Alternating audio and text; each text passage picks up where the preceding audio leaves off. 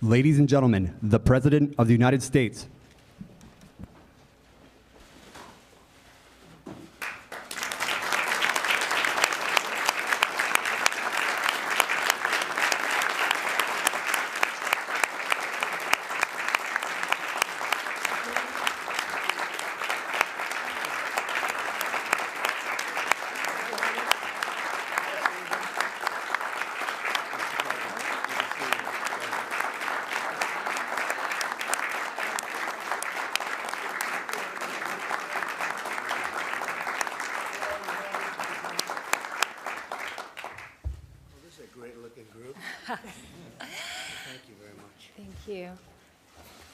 Mr. President, Mr. Vice President, on behalf of my co-chair, Secretary Ross, and the entire American Workforce Policy Advisory Board, it's an honor to have you here for today's inaugural board meeting. We have spent the last several hours in excellent discussion with the objective of advancing a national workforce strategy. Our collective aim is to ensure that all Americans can benefit from the nation's historic economic boom and record low unemployment rates. This board of industry, education, government, and nonprofit leaders are deeply passionate about bringing more Americans off the sidelines and into the workforce. We are seeking to increase the country's workforce participation rates by connecting workers with good-paying jobs. We must also focus on helping those most vulnerable to having their jobs displaced due to the rapid pace of technological change, and work together to assist them in learning a new skill so they can continue to provide for themselves and for their families. Today, we discussed in detail the 4 goals that are the mandate of this specific council. First is to develop a robust campaign to promote multiple pathways to good-paying jobs, dispelling the myth that there is only one path to a successful career. Second, improving the availability of high-quality, transparent, and timely data to better inform students and educators, as well as match American workers to American jobs. Third, modernizing candidate recruitment and training practices to expand the pool of job applicants employers are looking to hire. And finally, measuring and encouraging employer-led training and investments. We are championing and seeking to further private sector leadership and investment in workforce development. As we look to the future, this board will also influence our legislative agenda to mobilize our higher education system and help us be more responsive to today's students and job creators. And this is something that we're optimistic can be done in this Congress. I'd like to thank you, Mr. President, for being here and for your steadfast commitment to a pro-growth economic agenda that is creating tremendous opportunity for all Americans. Just this past quarter, a remarkable 73% of people who started out work had been out of the workforce the previous month rather than being unemployed. That's the highest share of people entering the labor force from the sidelines since we started tracking this metric decades ago. With record low unemployment rates across all demographics, we will continue to focus on fostering inclusive growth that lifts up all of our citizens. We have an extraordinary opportunity, and this extraordinary group around the table, titans of industry, education innovators, and pillars of our community, will help us make a difference in the lives of millions of our fellow citizens. We are taking advantage of this incredible moment to ensure America retains its leadership role. And now, Mr. President, I turn the floor over to you. She's so formal. Special person, and she's worked so hard, as you all know. And I want to thank you, Ivanka, for your devotion to the America workers, our great workers. And nobody has workers like we do. So I just want to thank you, honey, because great job. Really great job.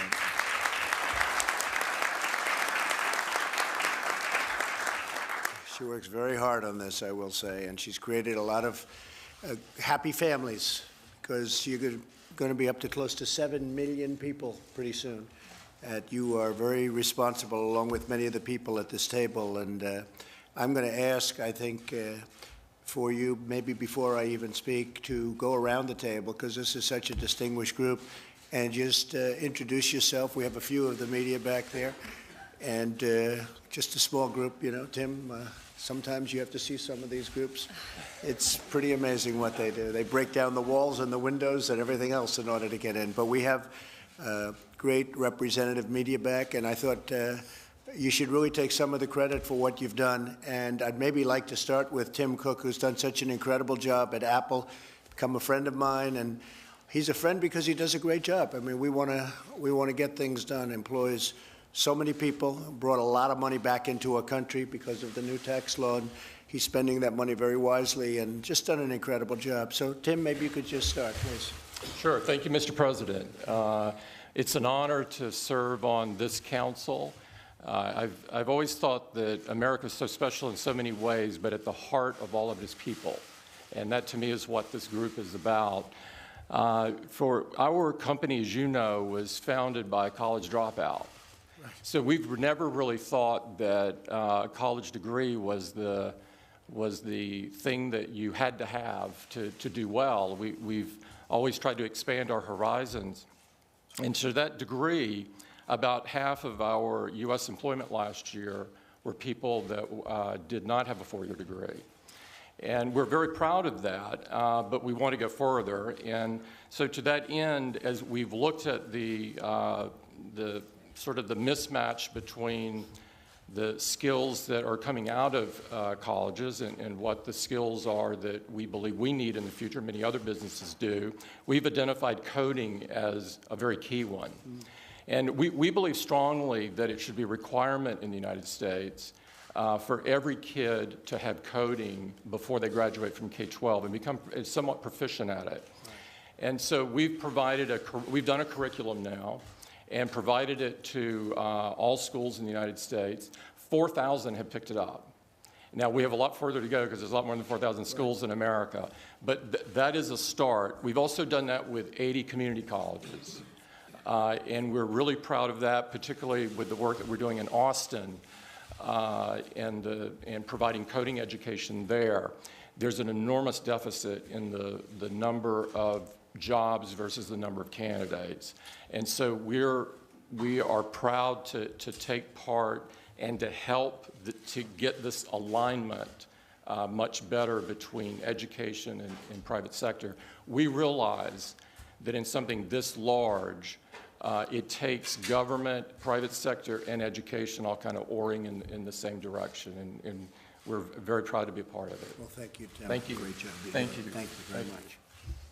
Kim? Well, I too want to echo my appreciation for having the opportunity to serve on this board. I'm excited about what's happening across this country. Iowa has the lowest unemployment rate in the nation at 2.4%. Our economy is growing. We've had 4 straight quarters of wage growth in Iowa. We are no different than other states. We have jobs looking for people. So I'm anxious to work. A public-private partnership is the answer. That is how it's going to work. We have an initiative, Future Ready Iowa, that has a goal of having 70% of Iowans in the workforce to have education or training beyond high school by the year 2025. And we're at about 58% right now, but set the goals high, right, and work hard to get it.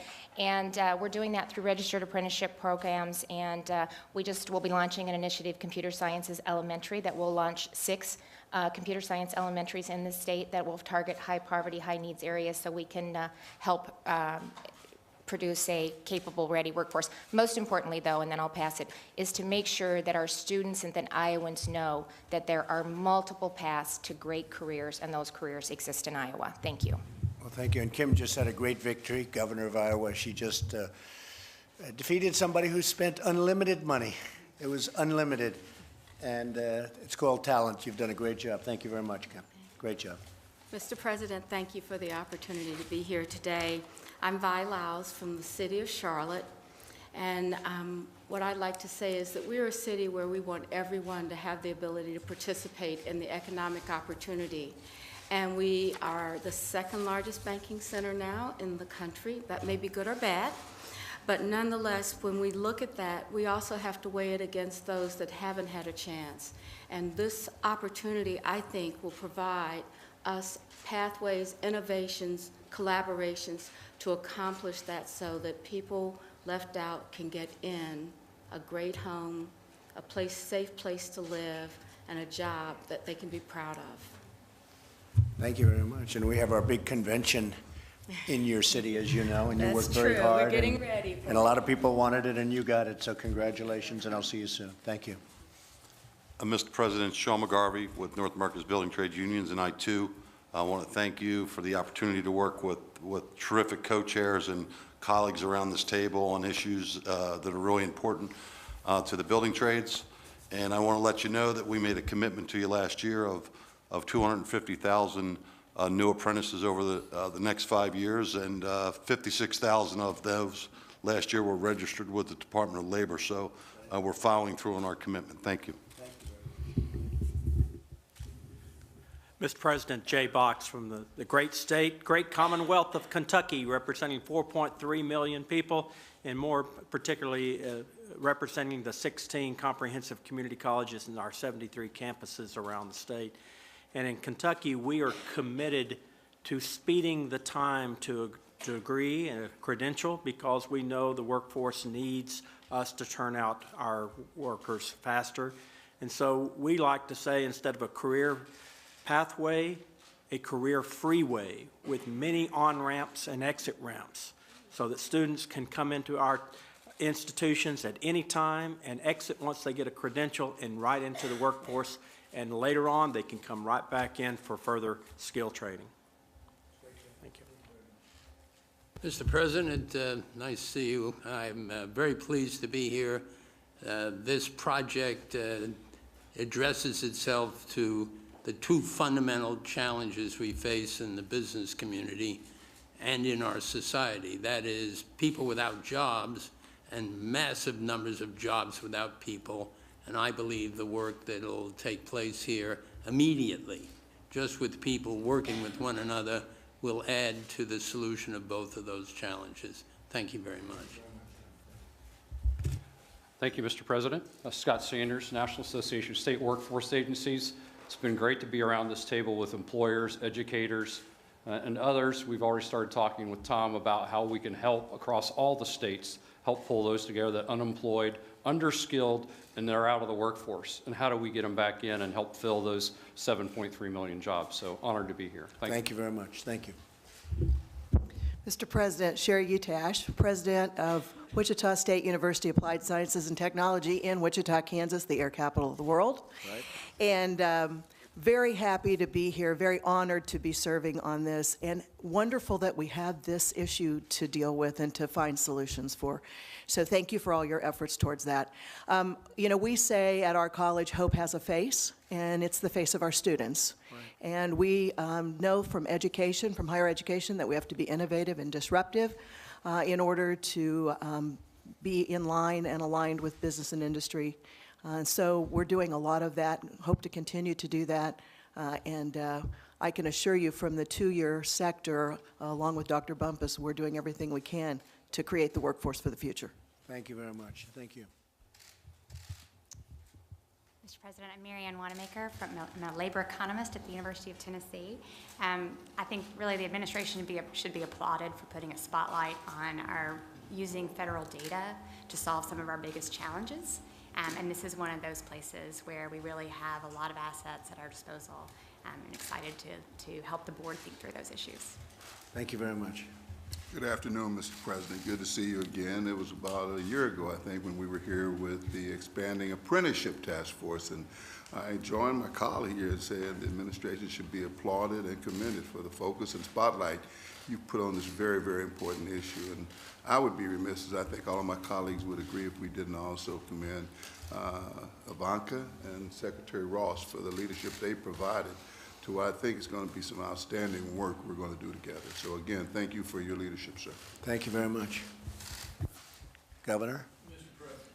Mr. President, let me pile on the praise for your administrations, and the entire administration for that matter, just the laser focus on this topic. It is going to, whether we like it around this table or not, it's going to define our nation. It's going to define our states, our organizations, our companies, and the legacy that we leave behind us when we get this right, and you are. So I just want to express another debt of gratitude for trusting us. Last year, your administration, the Department of Labor, granted us a waiver that enabled us to cut our workforce council in the state of Indiana about in half. And it allowed us to operate at the speed of this table and the businesses that are around it.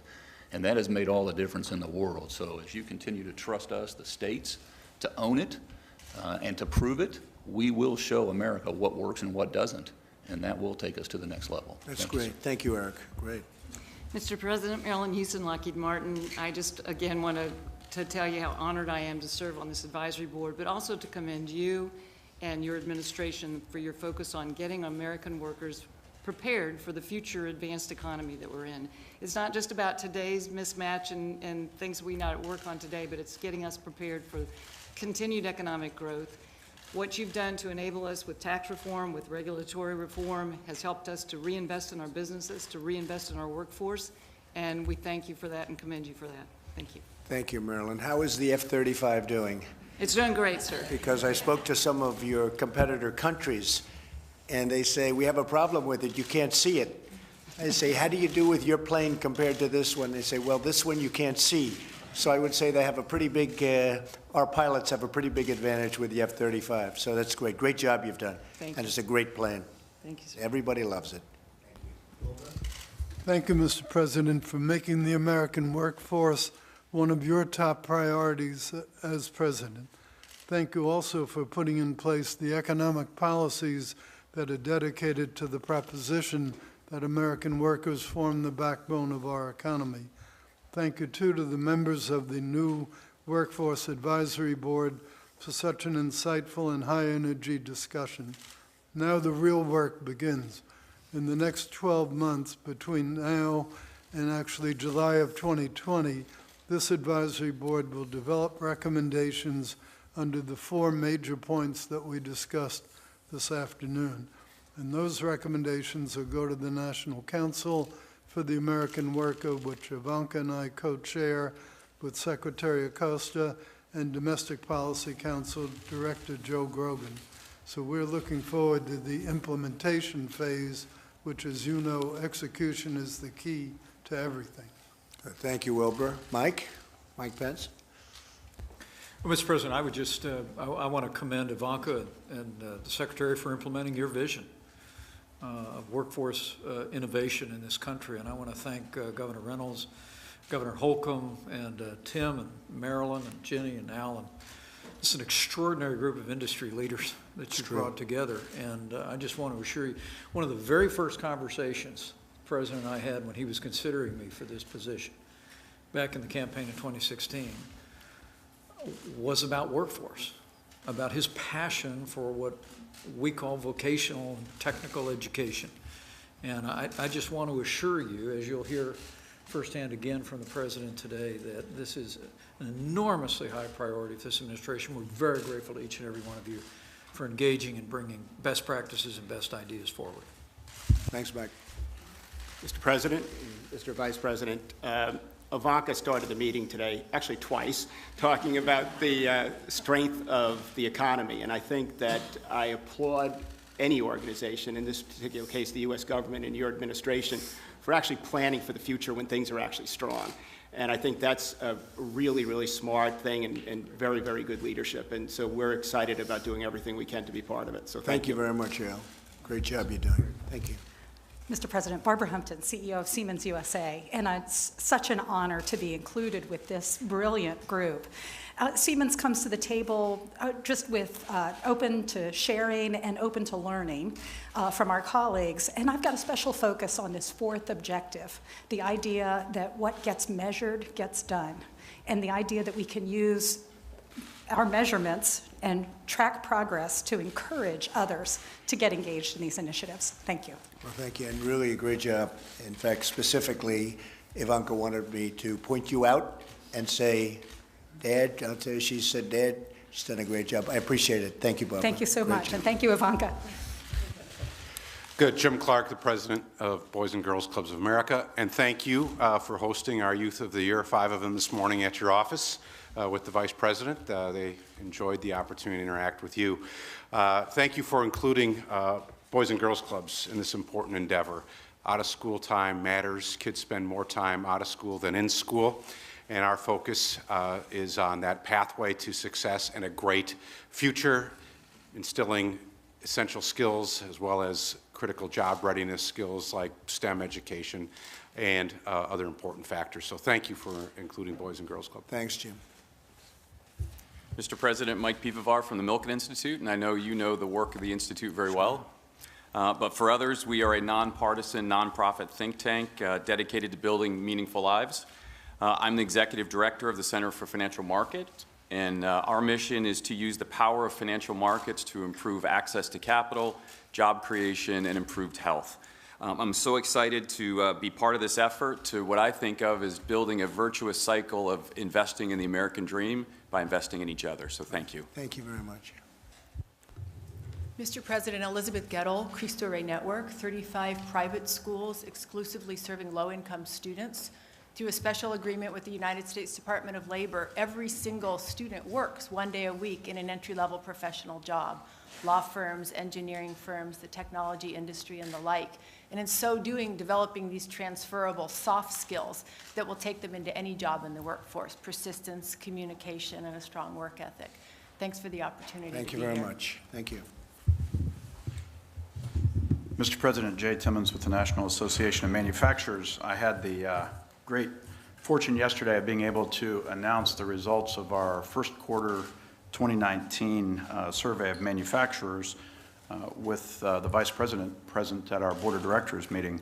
And as you know, that survey has been going on for 20 years. I was able to announce that we have had 9 consecutive quarters of record optimism from manufacturers, 91.8%.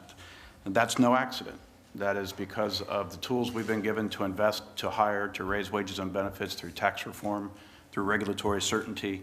And that's created a bit of a challenge for us because now we have 428,000 jobs open in manufacturing. Our Manufacturing Institute predicts that that number will increase to 2.4 million in the next 10 years. So this board, this advisory board, it's perfect timing. Thank you for taking this on. Thank you to Ivanka for your passion on this issue. It really is going to matter for America's future. It's going to matter for our success in the global economy.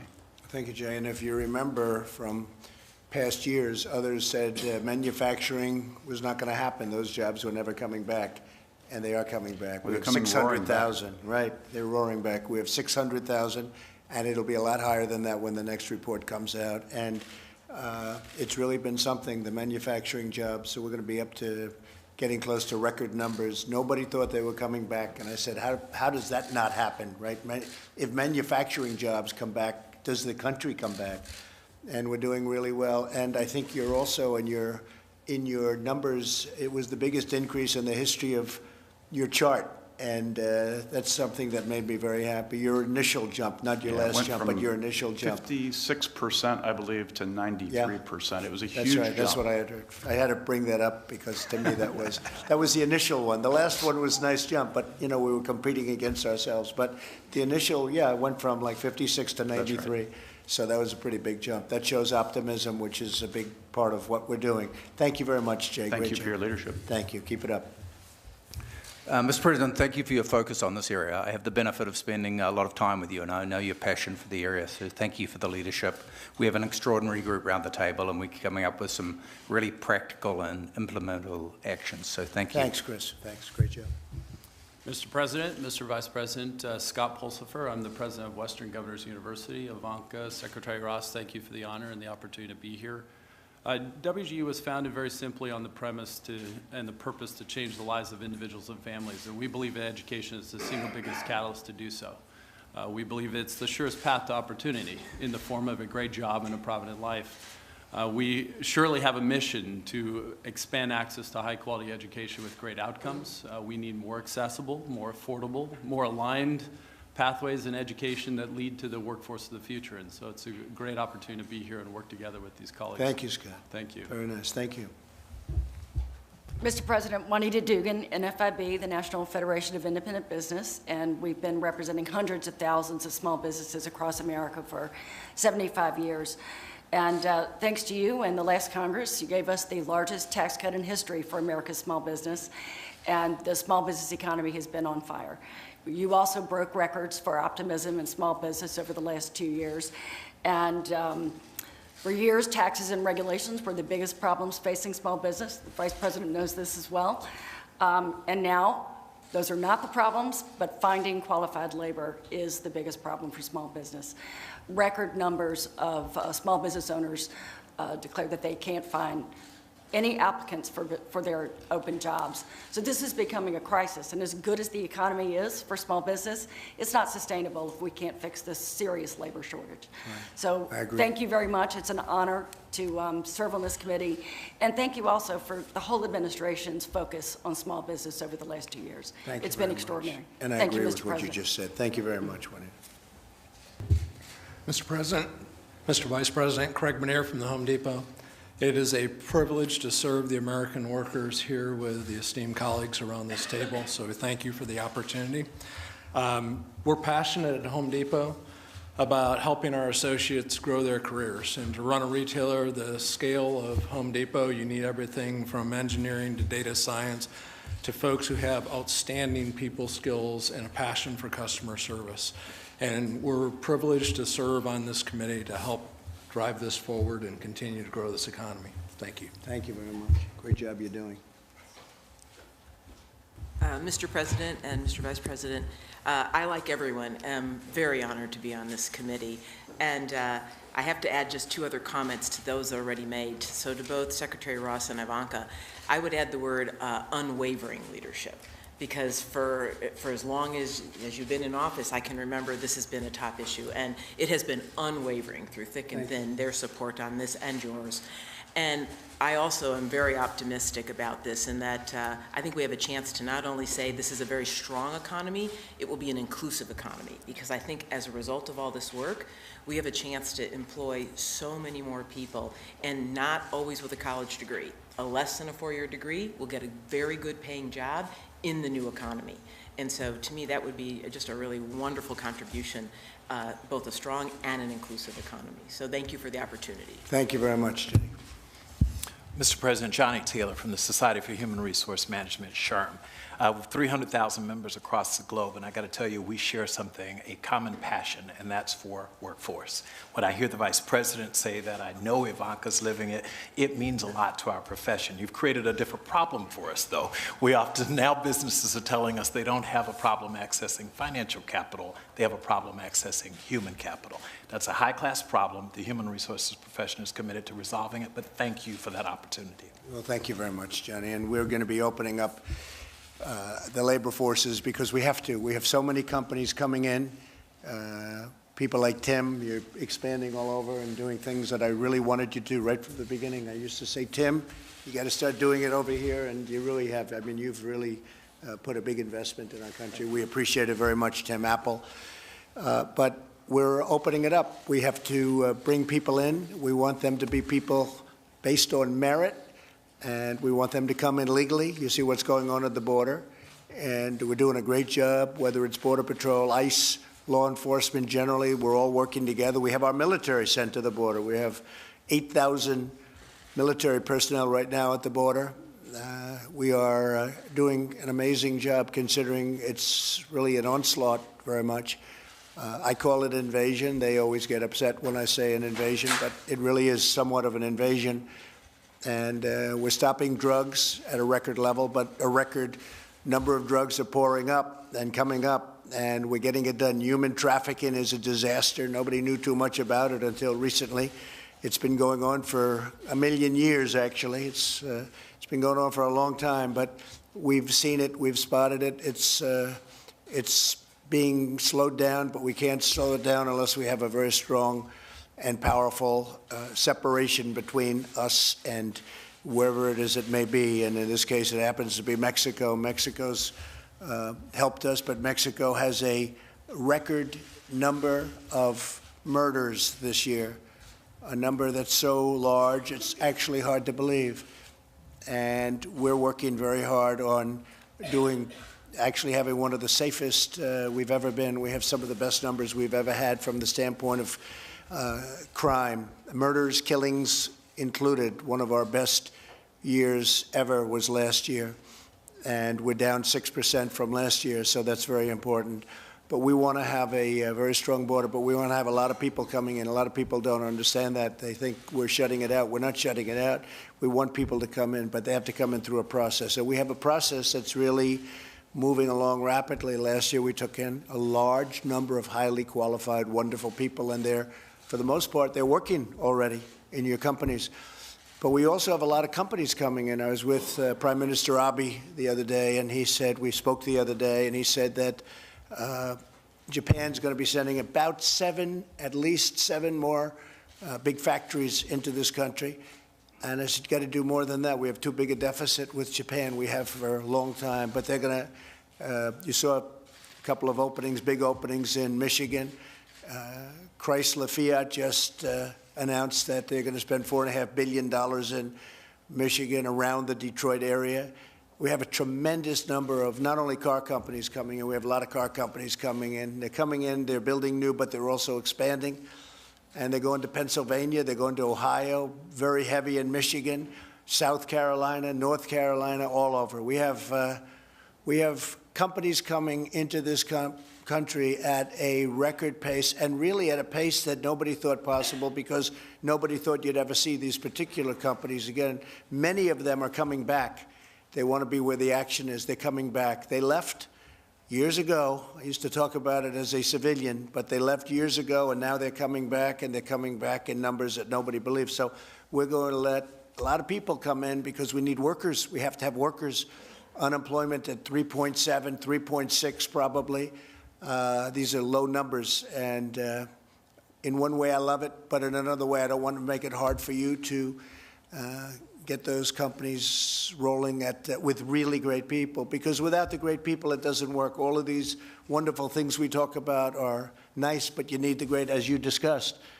Juanita, you need the people, and you need really good people, and we have great people, and we have the best in the world, in my opinion, and we are having other people come into our country that you're going to be very proud of in the job they do. One of the things that has happened, and people don't talk about it, but because of the great economy, we have a prison population that, for the first time ever, is getting a shot at working. When they got out of prison, they had a stigma, and it was a tough stigma. And in many cases, there was not much they could do. They couldn't get a job. They couldn't, no matter what, they couldn't get a job. And now they're getting jobs because our economy is so strong, because you want workers. And I've spoken to at least 6 big employers, and they are loving what they see. They cannot even believe how good some of these people are. Not in all cases, I guess, but you can say that about everybody, but how great they have been. And it's very nice to hear. First time ever, first time that's ever happened. And to a large extent, it's because we take some credit because of the economy, but it's an incredible thing what's happening with respect to the prison population. They're getting out, they're getting jobs, and they're doing a fantastic job, and it's really beautiful to see. I just want to, many of you are friends, I just want to thank you all for what you've done. I also want to thank Doug McMillon, the CEO of Walmart. They have been fantastic, Ivanka, I know that, because they've just hired tremendous amounts of people. And William McDermott of SAP, they have really stood out, and they very special people, and I just want to thank them in addition to the folks around the table. And again, thank you all for being here. Thanks for the incredible job you've done. We appreciate it very much. And Tim, thank you very much, very much. Thank you, Mr. President. And thank you very much, everybody. Thank you. Thank you. Press, thank you. Appreciate it. Mr. President, how much more immigration would you like to see in this type of labor? Well, we're going to have a lot of people coming into the country. We want a lot of people coming in, and we need it. It's not a question of do we want it. These folks are going to have to sort of not expand too much, and if you tell them, these are very ambitious people around this table, they don't like the concept of not expanding. Would you say that's right, Barbara? Barbara's not into non-expansion. So we want to have the companies grow, and the only way they're going to grow is if we give them the workers, and the only way we're going to have the workers is to do exactly what we're doing. Thank you all very much. Appreciate it. Thank you. Please. Could you comment on the T-Mobile Sprint merger, sir? Thank you very much.